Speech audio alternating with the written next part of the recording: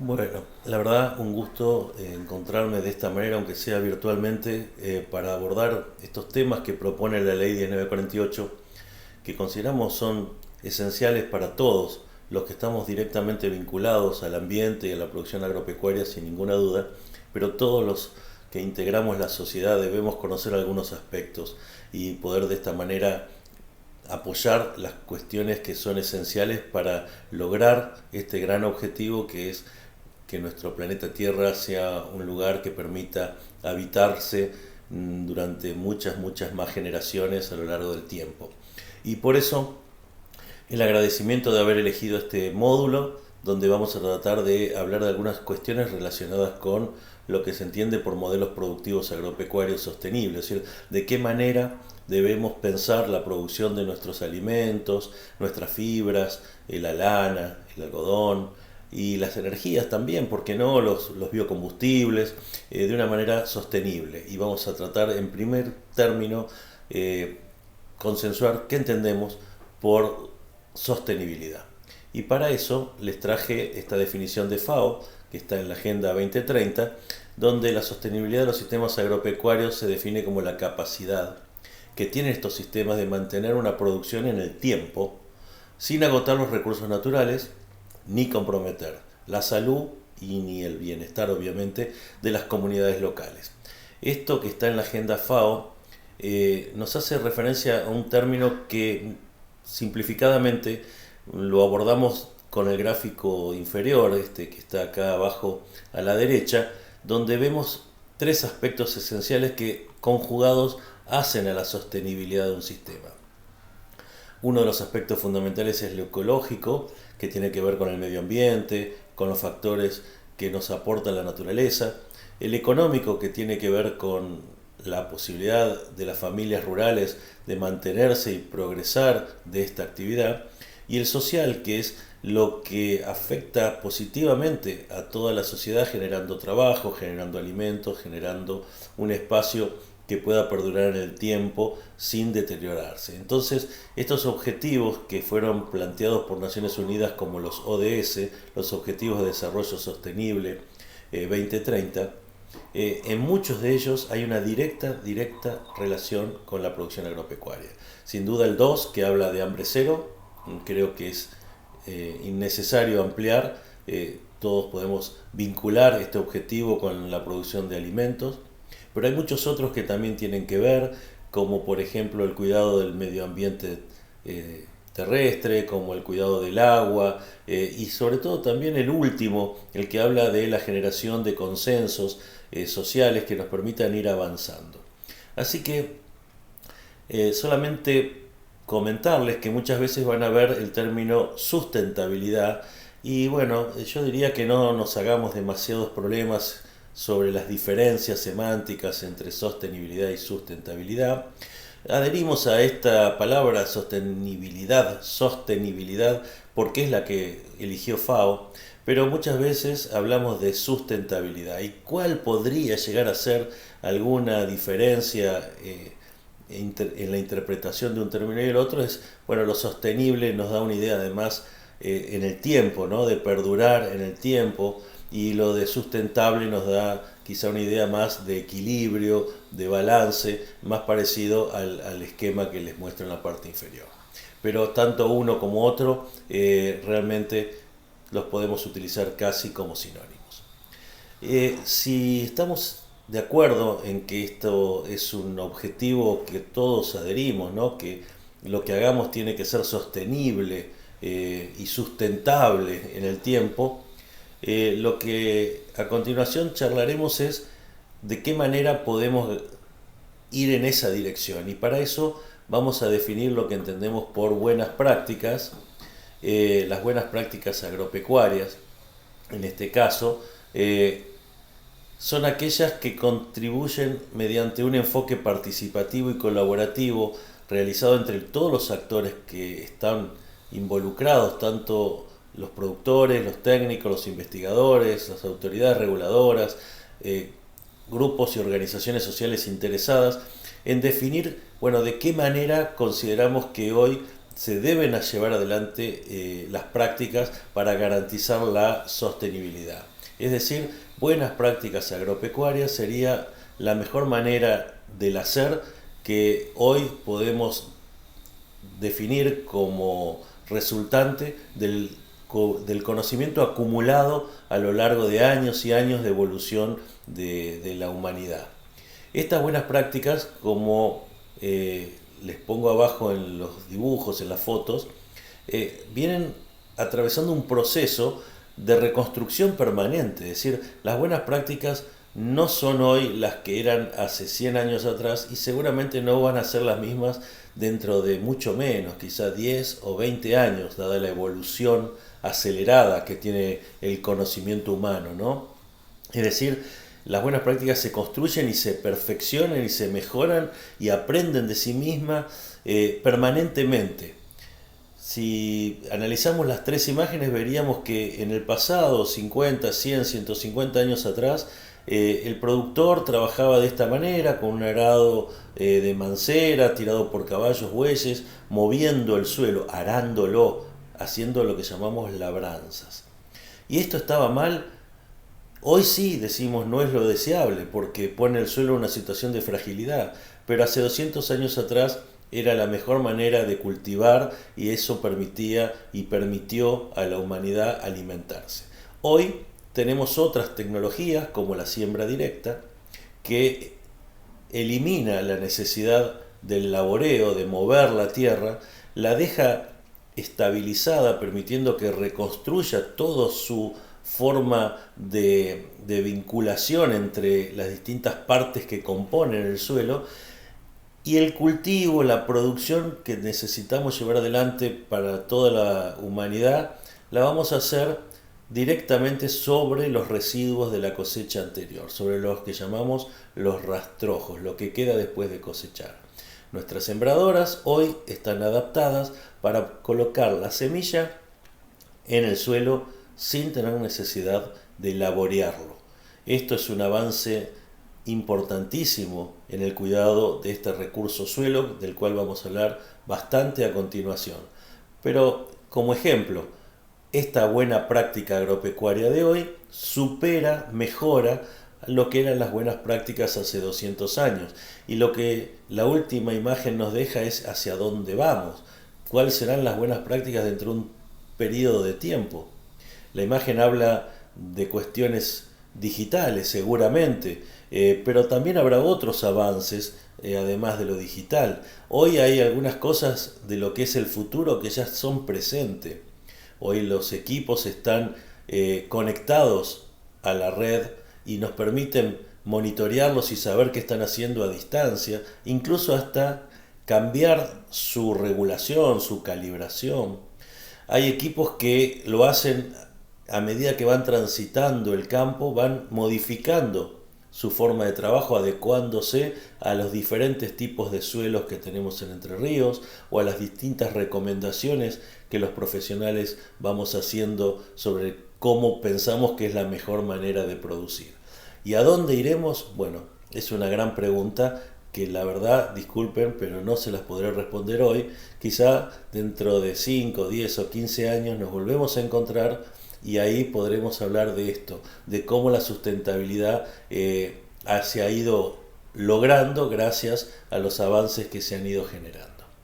Bueno, un comentario es contarles que las buenas prácticas en Entre Ríos están siendo llevadas adelante por una organización que nació en el año 2019 que se llama Mesa de Buenas Prácticas Agropecuarias de Entre Ríos. Hay más de 30 instituciones público-privadas. En esta mesa se trabaja en la promoción de las buenas prácticas para que sean rápidamente adoptadas por todos los productores y también en la comunicación a la sociedad en su conjunto para que todos estén en conocimiento de cómo va avanzando las prácticas y cómo esto nos debería generar la tranquilidad necesaria de que estamos frente a un proceso productivo que no degrada, que no destruye nuestros recursos naturales. Así que bueno, esto de las buenas prácticas agropecuarias en la mesa de Entre Ríos. Es un espacio que está a disposición de todos ustedes para comunicarse, para solicitar cualquier tipo de colaboración. Dicho esto, seguimos avanzando en la temática y lo que les traje es plantearnos qué entendemos por bienes naturales o bienes de la naturaleza, lo que seguramente muchos de ustedes estudió en la escuela como recursos naturales. Hoy hemos cambiado la denominación de recurso por el de bien para reforzar esta idea de que no es algo de lo cual nosotros nos podemos apropiar como un recurso y explotarlo mucho menos, sino que es algo que está a nuestra disposición como humanidad para ser utilizado, pero también para ser preservado, para que nuestras generaciones futuras lo puedan seguir utilizando en las mismas condiciones que nosotros, o si fuera posible, aún en mejores condiciones que nosotros. Y para entender qué es esto de que un recurso natural sea renovable y cómo un recurso natural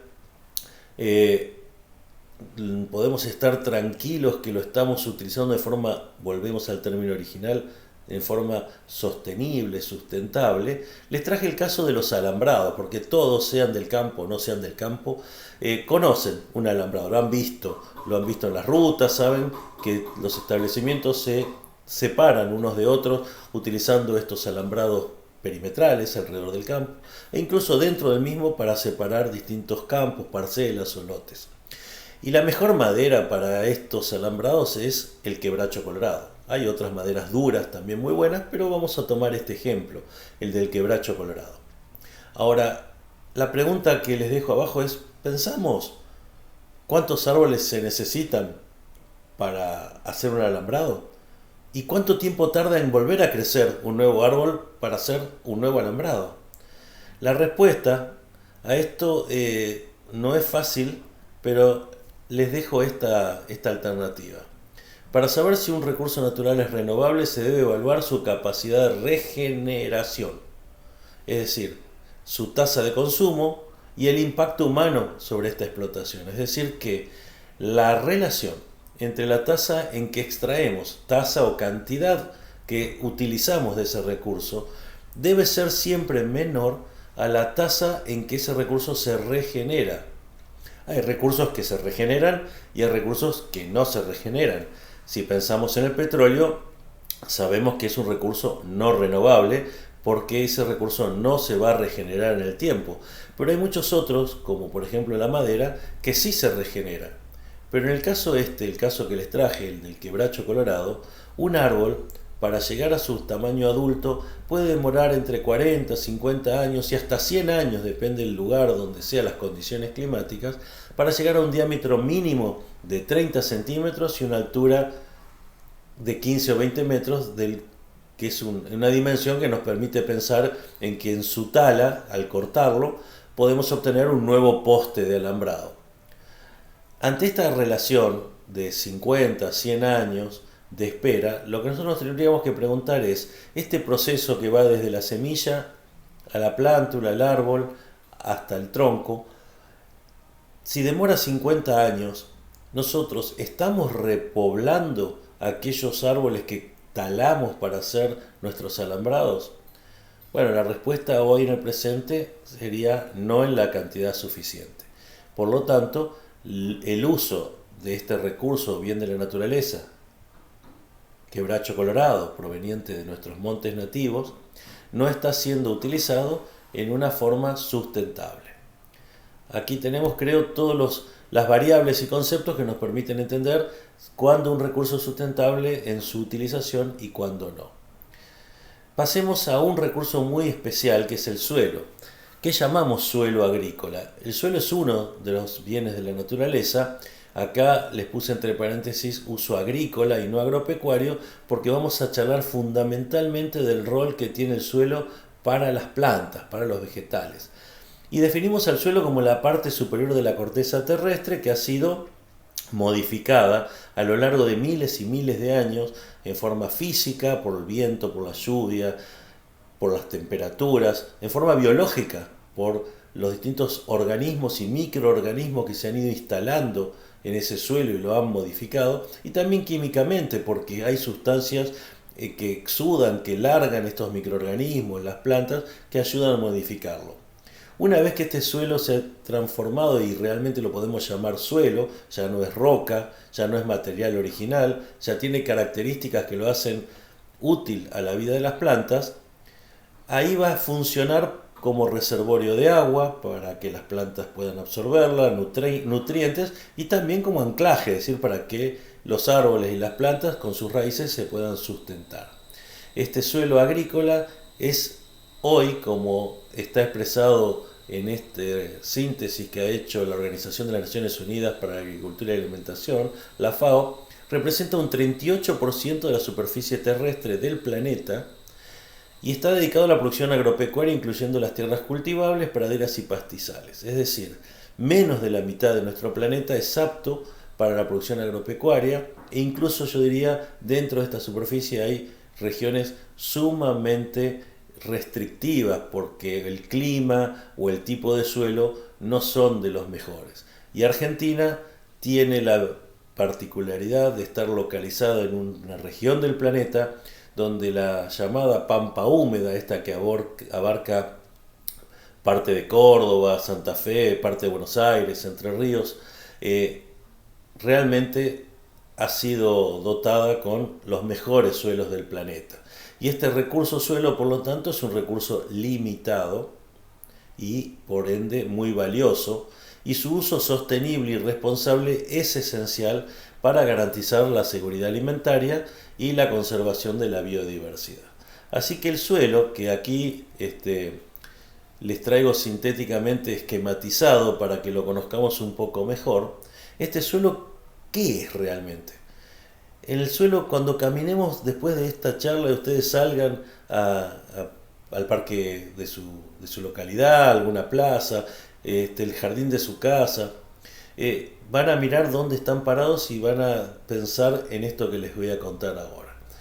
Ese suelo está conformado por un 45% de minerales, que son tres: la arena o cuarzo, el limo y la arcilla. La arcilla, este mineral que en Entre Ríos tiene estas particularidades tan particulares que lo hacen responsable a la arcilla, la hacen responsable de que nuestras casas y nuestras rutas muchas veces se deterioren en un momento de sequía, porque esta arcilla se hincha cuando está mojada y se contrae cuando está seca, generando grietas y generando movimientos de suelo que son los que nos perjudican tanto en la vida urbana. En el campo también pasa lo mismo, pero estos tres minerales a su vez están unidos por la materia orgánica, que solo es un porcentaje menor. Aquí está representado con un 5%, esto es esquemático y variable,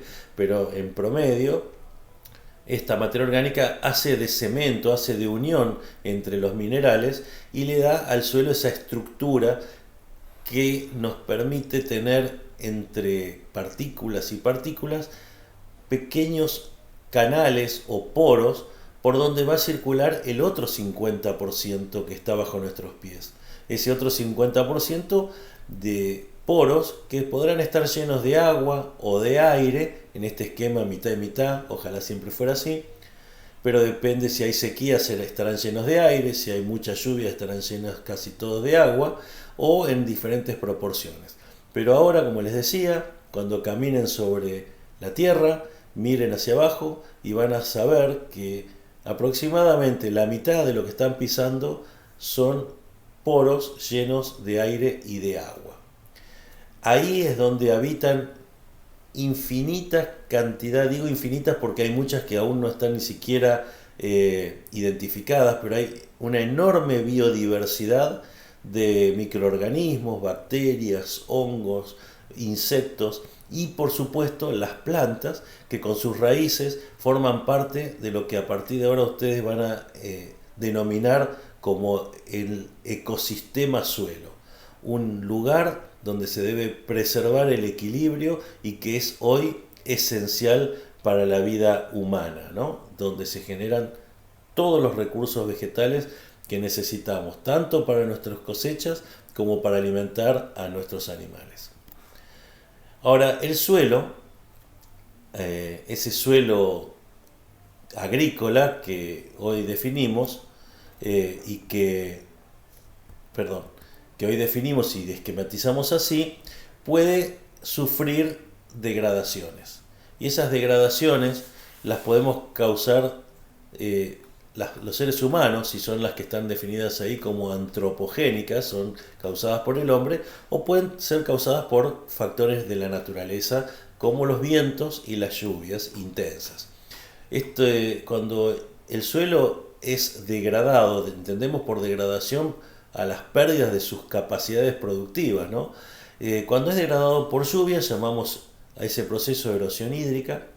Cuando es degradado por viento lo llamamos erosión eólica, y después vamos a ver algunas estrategias de buenas prácticas agropecuarias que nos permiten disminuir o evitar esa causa de degradación natural.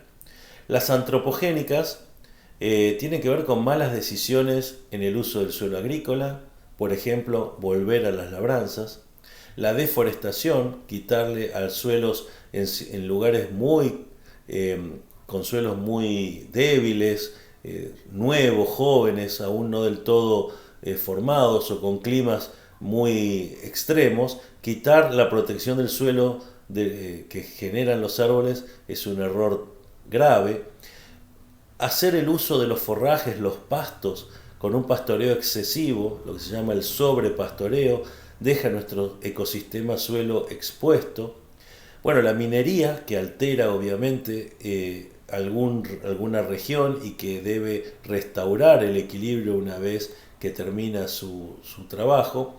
Y también el espacio ocupado por el crecimiento urbano, ¿no? Lo que son los terrenos que se dedican a las construcciones, a las rutas y a toda la infraestructura que necesitamos como sociedad, pero que de a poquito nos van quitando porciones de nuestro suelo cultivable.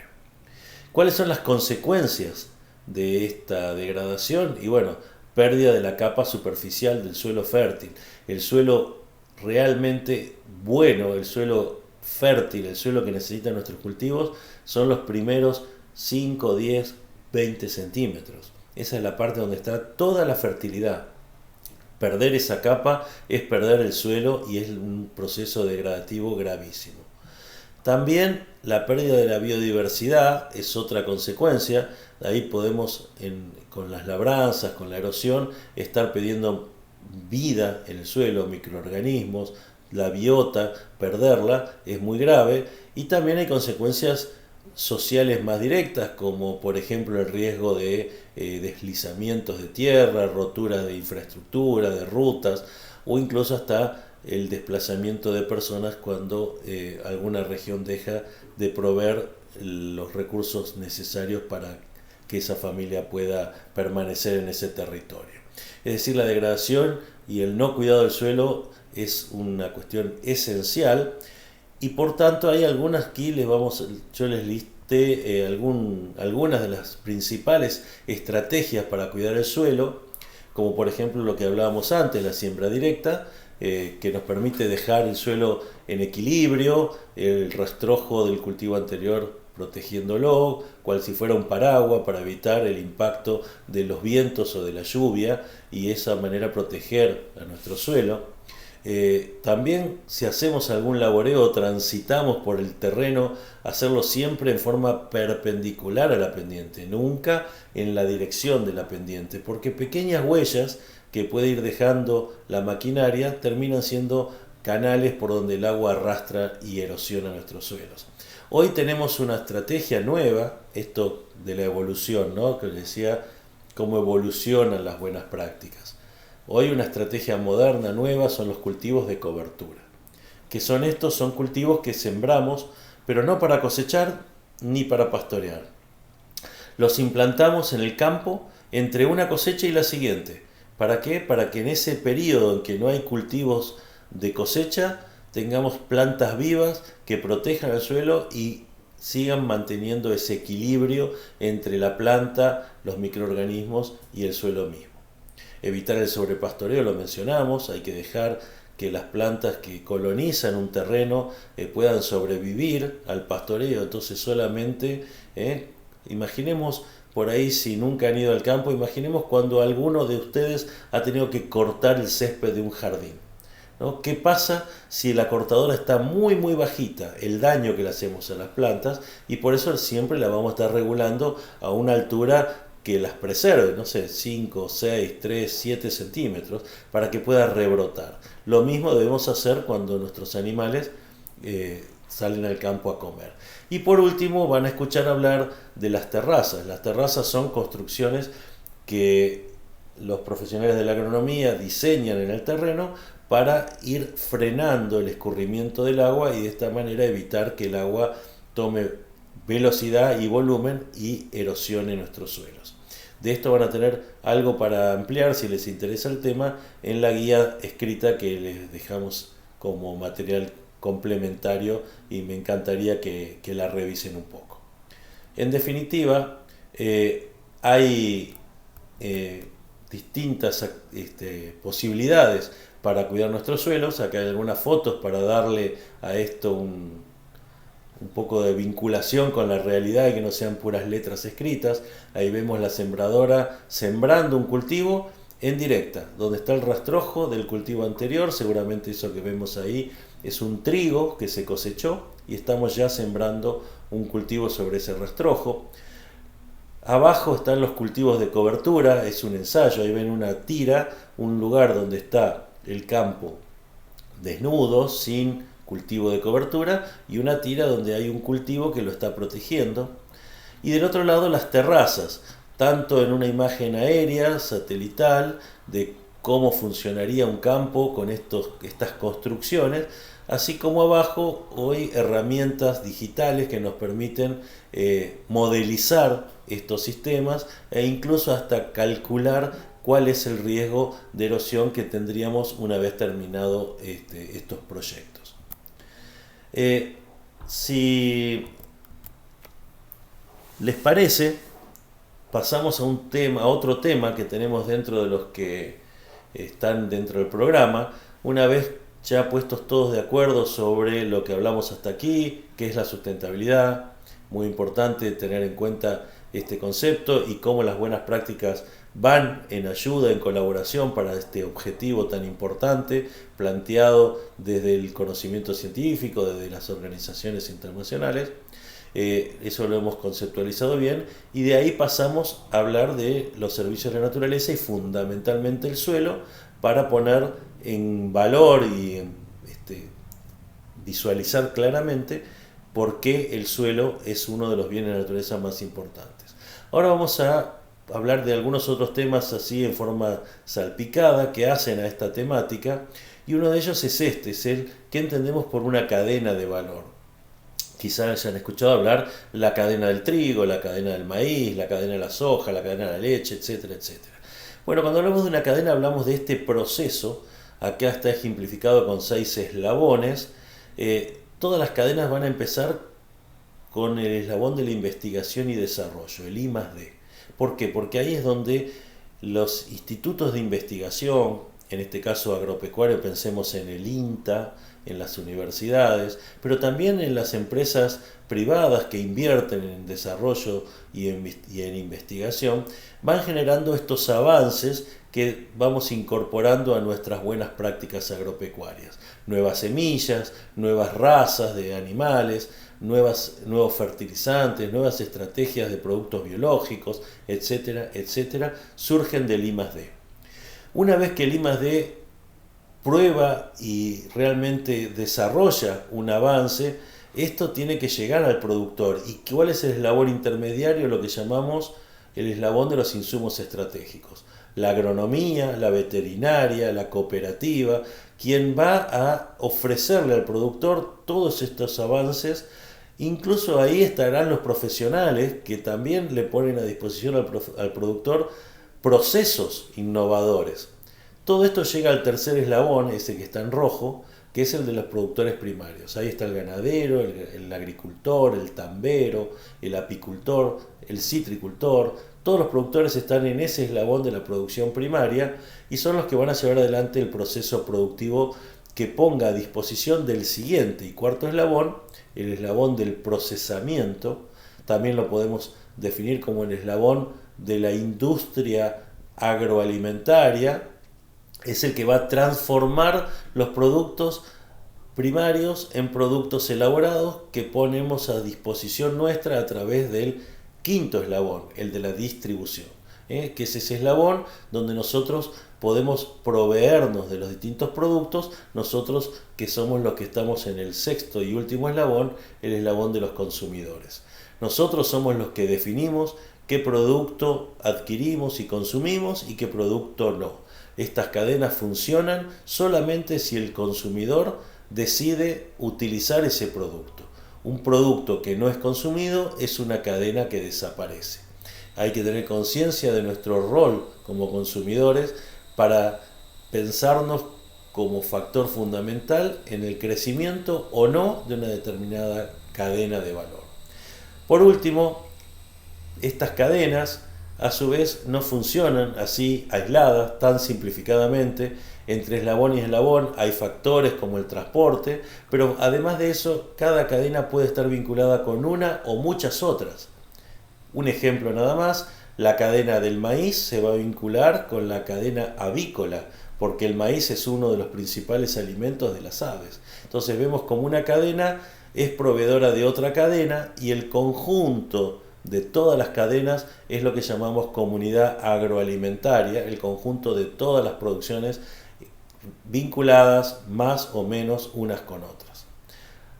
Charlado esto y puesto en consideración este concepto de cadena de valor y por qué muchas veces cuando hablamos de trabajo en el agro discutimos si aporta o no aporta trabajo, porque lo miramos solamente en el eslabón de la producción primaria y no pensamos en el trabajo que está generándose en todos los eslabones y en cada una de las vinculaciones entre uno y otro, y ahí podemos llegar a visualizar la importancia de la comunidad agroalimentaria, es decir, la importancia de todas estas cadenas en la sociedad, en nuestra sociedad y en la sociedad global. Otro tema que me gustaría agregar a este tema de las cadenas de valor es cuál es preponderante o principal o más importante, ¿no? Es difícil darle importancia a una cadena porque todas son importantes. Quizá la cadena de la miel nos parezca una cadena más chica y decimos es menos importante que otra porque genera menos trabajo o porque genera menos ingreso de divisas, porque no, todas tienen su importancia. Pero para visualizar en nuestra provincia y de esta forma tener un poco más de información, les comento estos dos casos. Si pensamos en el territorio, en la superficie de la provincia de Entre Ríos, la principal cadena es la ganadería, que ocupa aproximadamente la mitad del territorio. Muy superior su ubicación por encima de la agricultura. Cuando les pregunto muchas veces a la gente cuál creen que es la actividad dominante en el territorio, todo el mundo habla de la agricultura, y eso es porque nos movemos muchas veces por espacios donde esta producción es la más frecuente, como el centro-sur de la provincia. Pero los que estén mirando y sean del centro-norte, seguramente habrán respondido en forma correcta. Sí, acá en el norte la ganadería es la principal actividad. Y si vemos las islas y toda la parte sur con más de 1 millón de hectáreas, también es la ganadería. Pero cuando analizamos qué actividad es la más importante desde el punto de vista de su aporte económico, lo que llamamos el Producto Bruto, que el Producto Bruto cuando se vincula a una provincia se denomina Producto Bruto Provincial, es el PBG, Producto Bruto Geográfico. El PBI es el Producto Bruto, lo mismo, pero para toda la Argentina. El Producto Bruto Geográfico entrerriano, la principal actividad aportante es la agricultura con el 22%, muy por encima de la ganadería que aporta un 5%. Y después vienen el resto de las actividades. Muy cerca de la ganadería se ubica la avicultura, por ejemplo, y después el resto de las actividades, que tienen su importancia regional, como el arroz en la zona de Villaguay San Salvador, o el citrus en el departamento Concordia o Chajarí, pero que vista la provincia en su conjunto, tendríamos que visualizar esto de que hay la agricultura es la principal actividad en cuanto al aporte económico. Les muestro entonces, después de la cadena, hablando de agricultura en particular, algunos avances tecnológicos que hemos incorporado a los modelos productivos en los últimos años. Uno de ellos es la biotecnología y el mejoramiento genético. Esto de las semillas conocidas como OGM, organismos genéticamente modificados, y los transgénicos, no es la única forma de mejoramiento genético. El mejoramiento genético se viene haciendo en las semillas desde hace 10.000 años, cuando el agricultor elegía las mejores plantas para sembrar al año siguiente. Eso es un mejoramiento genético por selección.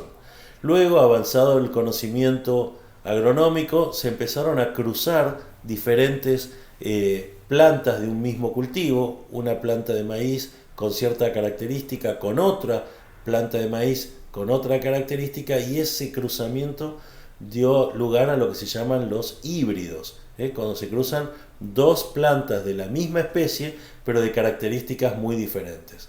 Eso generó un gran avance y muchos de los cultivos que hoy vemos y conocemos son híbridos. Es muy común en el maíz hablar de híbridos, en girasol, en muchos de los cultivos. Lo último que se incorporó fue esto de la biotecnología, que es la posibilidad de modificar genéticamente alguna especie, puede ser animal o vegetal, modificarla para que esta especie aprenda a generar alguna cuestión que es de nuestro interés. Ese aprendizaje que nosotros hacemos al incorporar un gen a una especie, un gen que podemos extraer de otra especie, porque acá no hay reproducción sexual, extraemos un gen de una especie y se lo introducimos en el genoma de otra especie, y esa nueva especie aprende a hacer lo que hacía la anterior. Eso nos ha permitido generar cultivos y animales que puedan producir determinado tipo de proteínas, de vitaminas, resolver problemas nutricionales, problemas sanitarios, poder obtener en forma sintética desde insulina para los enfermos de diabetes, etcétera, etcétera. Hay un montón de usos. Posiblemente el que más hemos escuchado hablar es de los cultivos resistentes a algún herbicida o los cultivos resistentes al ataque de insectos. En la agricultura, hoy en Argentina, solamente vamos a encontrar cultivos modificados genéticamente en la soja, en el maíz, en algodón y en algunos casos en alfalfa. Pero básicamente estos tres que mencioné son los únicos cultivos genéticamente modificados que hoy están en uso en la Argentina. Como les decía, soja, maíz y algodón. Y el último que se ha aprobado hace pocos años, que son los trigos resistentes a sequía. Esta modificación, que nació de una universidad pública, de la Universidad Nacional Litoral, a través de la investigadora, la doctora Chen, y que se desarrolló en un convenio público-privado, hoy ha permitido tener cultivos de soja y de trigo con algún grado de tolerancia al estrés hídrico, digamos, a la falta de agua, y esto nos permite estabilizar un poco la producción de estos granos, mejorando las posibilidades económicas del productor, disminuyendo la variabilidad y garantizando un poco más la seguridad alimentaria al reducir, como decía, las variaciones debidas al clima. El otro punto son los fitosanitarios o agroquímicos, que algunas personas denominan como agrotóxicos. Bueno, sí, porque son sustancias tóxicas que hay que manejar bajo el asesoramiento de un profesional, de un ingeniero agrónomo, y con todos los recaudos necesarios, porque es una sustancia obviamente que tiene su riesgo, como tantas otras cuestiones vinculadas a nuestra vida cotidiana, ¿no? Desde la electricidad, el gas o incluso hasta los automóviles. Estas cosas peligrosas hay que manejarlas como corresponde, pero en este caso la función principal de estas sustancias es proteger a los cultivos de los ataques que puedan sufrir por enfermedades, que puedan sufrir por insectos o incluso por la aparición de otras plantas denominadas malezas que compiten contra nuestro cultivo e incluso pueden llegar a destruirlo. Entonces, una herramienta que hoy dispone la agronomía para luchar contra esas adversidades biológicas, enfermedades, hongos, bacterias, virus, insectos y también luchar contra malezas, son estos productos químicos que por suerte en el avance, yo no diría por suerte, sino por el trabajo científico de miles y miles de profesionales, de investigadores, hoy han ido siendo reemplazados cada día por nuevas moléculas menos tóxicas, más biodegradables, que desaparecen más rápido del medio ambiente, incluso que necesitan dosis mucho más pequeñas para llegar a su objetivo final. Así que bueno, en esa línea se está trabajando. Cuando hablamos de modelos productivos, al modelo científico-tecnológico dominante, que es el que la mayor parte de los productores lleva adelante en busca de buenos rendimientos, hoy se han sumado básicamente dos propuestas. Una es la de la producción orgánica y otra es la producción agroecológica. Acá simplemente, y los referencio después a esta guía de lectura donde pueden ampliar un poquito, la producción orgánica es una producción que está bajo un proceso de certificación, es decir, el productor que quiere lograr un producto que pueda comercializarse como orgánico, yo voy a vender arroz orgánico, trigo orgánico.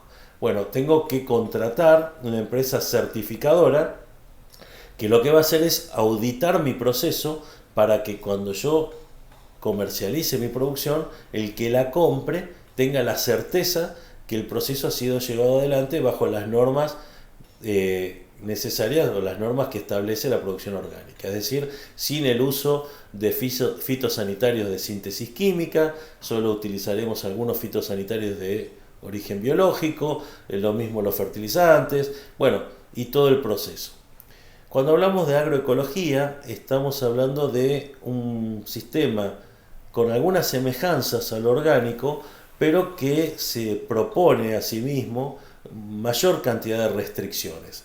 La producción agroecológica propone prescindir de los fitosanitarios de todo tipo, utilizar solo algún preparado casero, estimulador, prescindir de los fertilizantes minerales y solamente utilizar fertilizantes orgánicos provenientes de algún residuo de cosecha o residuo de producción animal, y prescindir de los avances biotecnológicos en los cultivos, es decir, prescindir de todos los cultivos que sean modificados genéticamente. Estos modelos productivos que están teniendo éxito en algunos planteos hortícolas, en algún establecimiento mixto agrícola-ganadero, y está empezando a desarrollarse. También se está estudiando en los institutos de investigación para tratar de encontrar estrategias que permitan no resignar demasiado la producción final, tener una producción que sea sustentable económicamente para el productor y de esta forma lograr un equilibrio, como decíamos, entre el aspecto el aspecto ecológico, ¿no? Ambiental, la pata, hablemos de sustentabilidad, esa pata ambiental y la pata económica, pero todavía nos queda el desafío de la sustentabilidad social, porque estas producciones que aceptan y prescinden de una parte de su objetivo en cantidad en pos de lograr una producción más sustentable desde el punto de vista ambiental, al reducir la cantidad de producción, estamos poniendo en tensión, en riesgo, el volumen necesario para alimentar a la población global, porque hoy todos los alimentos que se producen se consumen. Por ende, si restringimos la cantidad, tenemos el riesgo de que se produzca un aumento en el precio de esos alimentos. Así que la pata social todavía está en tensión y todavía es un aspecto que hay que seguir trabajando.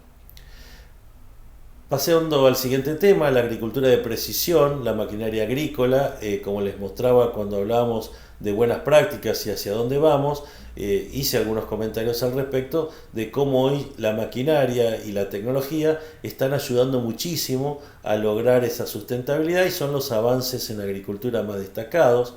Hay modelos de agricultura vertical y urbana, hay una concientización en tratar de producir los alimentos que necesitamos para consumir, producir nuestros propios alimentos, aunque sea en una mínima parte, es muy importante, nos vincula con la tierra, nos vincula con la alimentación saludable, reduce la tensión y demanda sobre el medio ambiente. Hoy el riego es una tecnología que hay que seguir promocionando, hay nuevos sistemas cada vez más avanzados que son eficientes, que evitan el despilfarro de agua porque la localizan de a gotas en el lugar donde la planta tiene que crecer. Estos sistemas pueden ayudar muchísimo a estabilizar también la oferta de alimentos. Y por último, lo que se llama la agricultura regenerativa, que es la combinación de todas estas prácticas para lograr que nuestros suelos y nuestros ecosistemas vayan no solo estabilizándose, sino mejorando. Esto es, son los principales aspectos del avance tecnológico que me gustaba poner en consideración. En ganadería pasa algo semejante. La ganadería también tiene algunos aspectos porque se dedica a la producción de animales, a la crianza de animales, para los cuales hay que alimentarlos y cuidarlos y así poder lograr la producción que es nuestro objetivo, ¿no? Carne, leche, huevo, lana, cuero, miel, etc. Es decir, hay una combinación entre el rodeo, el forraje y las instalaciones donde vamos a manejar estos animales de crianza en pos de lograr un objetivo final que es la producción de alimentos. Combinando una agricultura sustentable y una ganadería sustentable, donde obtengamos lo que es necesario para una población creciente en el mundo. Hoy tenemos más de 8.000 millones de habitantes en el mundo y un desafío para toda la humanidad, porque dentro de esos 8.000 hay prácticamente 1.000 millones que no llegan a obtener la cantidad necesaria de alimentos en su día tras día. Y esto no es solo tener cantidad, sino también es el acceso a esos alimentos saludables y nutritivos. Mejorar la distribución de esos alimentos en el planeta es un desafío de toda la humanidad. Y acá en este gráfico vemos cómo hay un gradiente entre lo verde, que es el objetivo a lograr. La flecha debería estar para el otro lado, ¿no? El objetivo a lograr es tener certidumbre hacia la cantidad de alimentos que vamos a tener, y a medida que hay riesgo en la calidad, riesgo en la cantidad, o no se consumen todos los alimentos necesarios, estamos frente a lo que podríamos decir inseguridad alimentaria. Y obviamente de ahí debemos salir en el objetivo 2 de los Objetivos de Desarrollo Sustentable, que es alimentación segura para todos. Así que ahí en esa línea es donde trabaja todo el sector agropecuario y así se estabiliza la presentación. Cerraríamos esta charla, espero que le haya sido interesante, con un breve resumen. Primero, que el suelo es el bien natural más importante por el rol que desempeña en las plantas, y su conservación debe ser nuestro principal objetivo. Volvemos aquí.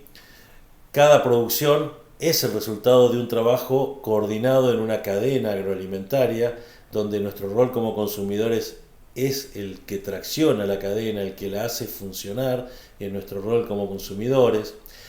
Que la agricultura y la ganadería son las actividades agropecuarias que producen los alimentos, las fibras y los materiales que utilizamos. Reconocer en esta actividad la fuente de los principales recursos que necesitamos para nuestra vida cotidiana. Que hay herramientas tecnológicas como los agroquímicos, los fertilizantes, las semillas mejoradas genéticamente, que ayudan a producir los alimentos para un mundo cada día más poblado y donde hay mayores necesidades, y que el camino más corto para alcanzar esta soberanía alimentaria y cumplir con el objetivo de hambre cero de Naciones Unidas es aplicar estas buenas prácticas agropecuarias, evitando los conflictos urbanos rurales, para lo cual sería indispensable planificar el uso del territorio y así reducir los conflictos. Por último, estos modelos productivos que hablamos, tradicional o agronómico, el orgánico y la producción agroecológica, son todos modelos que van tratando de reutilizar, rescatar saberes ancestrales, saberes transmitidos entre generación y generación, con el avance científico-tecnológico, que es quien nos está dando los faros largos, digamos, hacia dónde vamos. Todo modelo debe ser sustentable o sostenible, como les guste más, para permitir que las generaciones futuras dispongan de los mismos o aún mejores bienes de la naturaleza. Y por último, reforzar esto de que la sustentabilidad en el uso de los bienes de la naturaleza se determina por la relación o tasa que apliquemos entre cuánto extraemos y qué tasa de regeneración tiene ese bien, y de esta forma podremos saber si lo que tenemos enfrente es sustentable o no lo es. Bueno, le doy las muchísimas gracias por escucharme estos minutos. Dejo ahí un correo electrónico para quien se quiera comunicar conmigo. Me va a hacer muy feliz, muy grato recibir algún feedback de ustedes. Seguramente muchos de los que están escuchando le habrán quedado enormes dudas. En alguna cosa quizá puedan diferir con mi visión, y en otras me pueden llegar sin duda a aportar nuevos conocimientos y para mejorar cada día, que es lo que todos tratamos de hacer. Bueno, muchísimas gracias, me despido y nuevamente los espero en sus comunicaciones.